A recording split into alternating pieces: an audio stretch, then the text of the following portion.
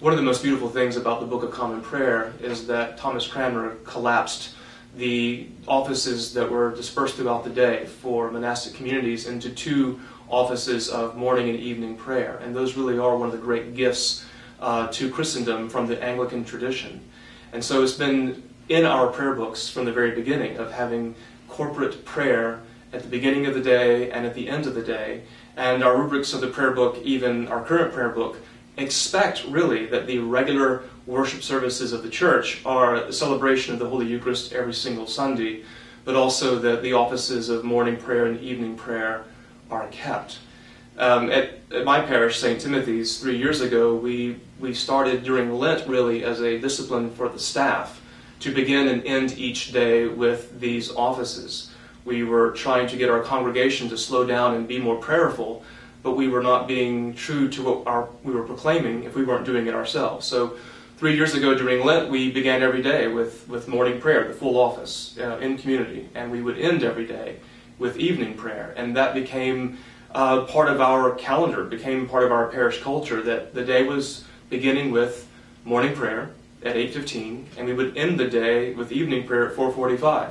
And anyone that came by, anyone that called, knew we were not available because we were in prayer. And it was a powerful message for the parish, and it reinforced what we were doing, and it strengthened our prayer lives and our relationship to Jesus in doing this.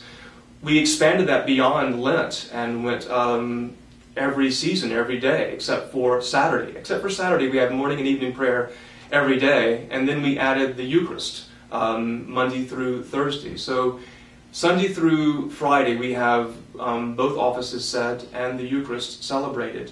And over a period of 3 years now, a community has developed. We dedicated an altar, a side altar, just for this daily celebration. And now you get the sense when you come in, this place is a place that is saturated with prayer. Whether or not you are there, prayers are being offered on behalf of the world, the church, and those in our community.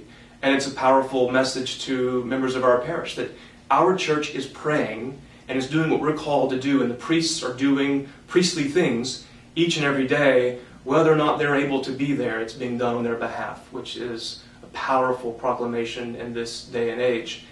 And for those who can't come, and we encourage a rhythm, a rule of life, a discipline of prayer. I mean, our prayer book has the corporate office that is designed to be done in the community, but we also have prayers for individuals and families that are very, very short and very, very simple, that we always encourage people to do.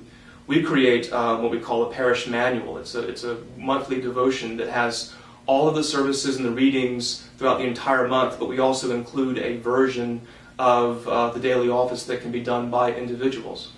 And there was a great abbot, I can't remember his name, who gave profound wisdom, and he said, "Pray as you can, not as you can't." So we encourage people in our parish to start with a simple prayer, the Our Father, the Lord's Prayer, every day. And if it's just that, that's better than praying nothing. And then once that becomes a part of our rhythm and who we are, then we're called to expand that, to include a psalm, to include a reading, to include some other prayer, so that these prayers become our heartbeat and they become the echo in our souls and in our minds. And those prayers feed us and sustain us when we don't have the energy, when we don't have the feeling. They are there and they carry us. As St. Paul said, the Spirit sort of groans on our behalf within us. And the rhythm and the structure of the prayer book gives us that tools and gives us that structure. The daily rhythm for me, and especially the daily celebration of the Mass, of the Holy Eucharist, reminds me that I'm called to a sacramental life, and it holds me accountable. This is what I was ordained to do. I was ordained to do a lot of things, but primarily the source and summit of our life is the Holy Eucharist, and my job as a priest is to offer that sacrifice as often as I can. And so it creates that reminder and that sense of awe of the priesthood. For me, this is what I'm supposed to do. It feeds the people. It feeds them with the body and blood of our Lord. It also holds me accountable in saying my prayers. Our Anglican tradition in the Church of England, the expectation was the priest would say publicly the offices of morning and evening prayer. And we can get lazy and we can find other things that we think are more pressing. And saying these offices reminds me what is the most important thing. It's like the story of Mary and Martha. We need to have that moment of adoration before Jesus.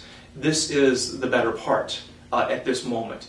15 minutes for morning prayer, 15 minutes for evening prayer, 25 minutes for the Eucharist is not that much of a sacrifice of my time, and what could be more important for me to do than to begin each day offering this and saying these prayers. So for me, it has helped shape my identity that the prayer book and ordination gives, but this is a way in which I'm called to live it out, and I think that we're all called as members of the clergy to live this out. The benefits that the laity can get from the daily office are the same that clergy get from them, and that is the rhythm of life and patterning our day on prayer.